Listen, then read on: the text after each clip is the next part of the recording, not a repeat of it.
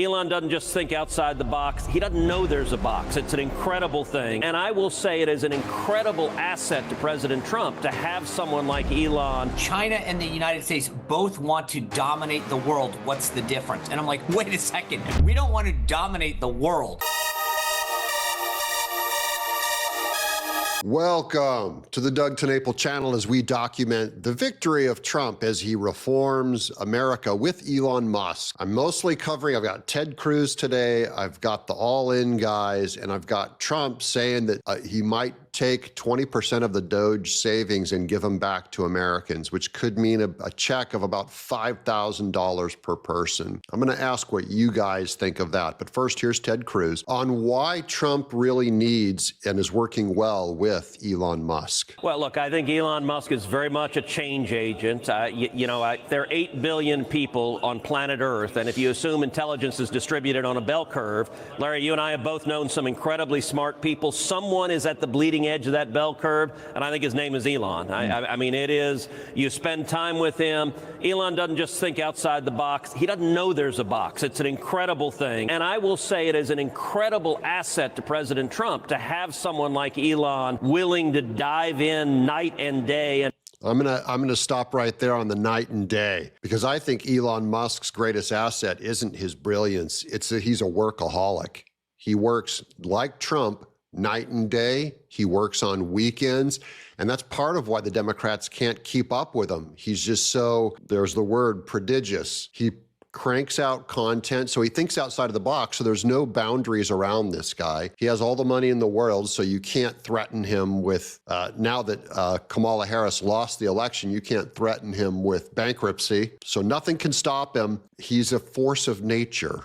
And pour his prodigious talents into fighting for President Trump's agenda. I'll also say there are an awful lot of Democrats and a lot of folks in the corporate media who are desperate to try to drive a wedge between President Trump and Elon Musk. They're doing everything they can to try to create friction. And as far as I can tell, those efforts have been an utter failure. The two are working hand in hand, and that's... They're good buddies, so it's not going to work. You're not going to split up the dream team. They respect each other, and they're completely different kinds of people. I think it's great that Trump is actually working with a citizen instead of even J.D. Vance. J.D. Vance has his own kind of presidency he's developing. He gets sent out. You never want them both in the same room just for protective purposes anyways. Next up, this is the Trump Great Money Giveaway. And this one I'm going to put to you guys. Leave a comment below if you'll take the check or if you would rather have him pay down the debt with it, because I'm a pay down the debt guy, but some people are in real need of a check, and so I understand that too, the appeal of it. Watch this.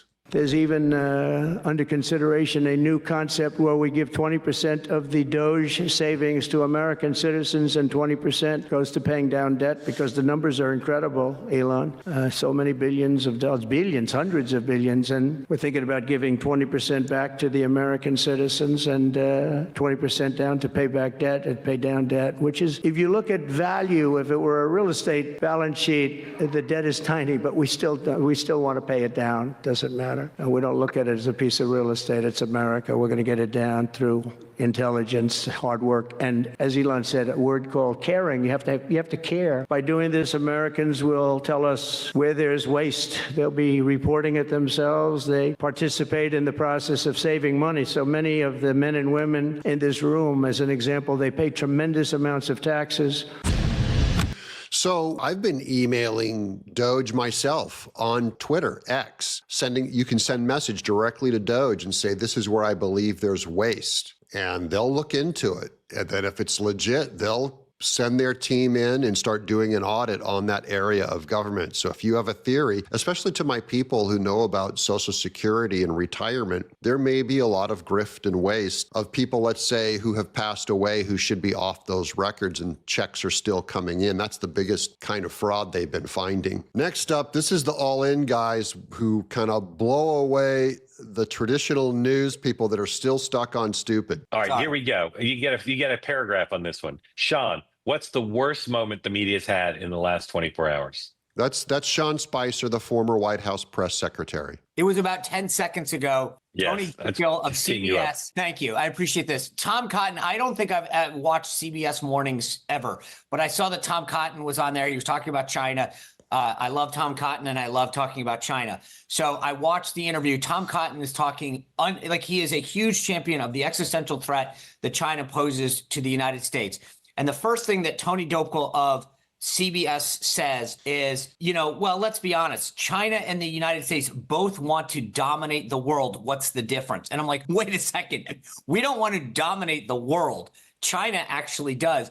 And then the second thing he said is he goes on in the interview to say, well, let's face it. You talk about the military, the economic thing. The one thing that we haven't talked about that we're facing is DEI. And I was like, you've got to be kidding me. They're still stuck on DEI. Guys, this is good news for the Republican Party and good news for the demise of CBS going down the drain. Number one, they morally equated us to China, saying we both want to dominate the world, so what's the difference? That's from an American citizen. Why would you think that about your own country where you're rooting for China? They're interchangeable to him. Okay, and then the other one is the DEI. He's afraid. He goes, the biggest loss, we have to do something about bringing back DEI. So they're literally going to run on what helped Kamala Harris and what helped the Democrats lose their entire footing over the last 4 years. In one election cycle, they lost all their footing over DEI. I don't think there's a person in the world, no matter how leftist you are, that puts China, the economy, the military, and then says the number 3 issue the world is facing is DEI. That's insane. And again, just the downward spiral of CBS. It was literally, if you ask Chat GPT, how can CBS blow itself up in 72 hours? They would say, first put Margaret Brennan on, then follow it up. My friend Steve Krakauer says CBS News won't exist by the end of the year. That's a prediction. CBS News, and I just want to underline that's a prediction by the All In podcast, Mark Halperin there. CBS News will not exist by the end of the year. MAGA, we just keep winning. Dan, rather than give an example, and their whole rapid rant concept has just gone to crap. Let me ask you this. Is the dominant media doing anything to right the ship, to understand the mistakes that they've made? Do you see anything that they're doing that suggests, yeah, they kind of get it? No, this guy's a Democrat we're going to hear from. I don't know if they get it yet. I think they are starting to have some, the profiles of Carolyn Levitt, the fact that their profile of Charlie Kirk, Steve Bannon had a positive one. Like, I think they are beginning to try to offer up some. The Washington Post made Sean Person of the Year. Oh, yes. You mean that Saturday thing? with a giant profile that made him like. They made him like Brown. They made him like Brown versus Board of Education, like freedom fighter, precedent setter. I forgot about that. Was that Saturday? Yeah, I know you did.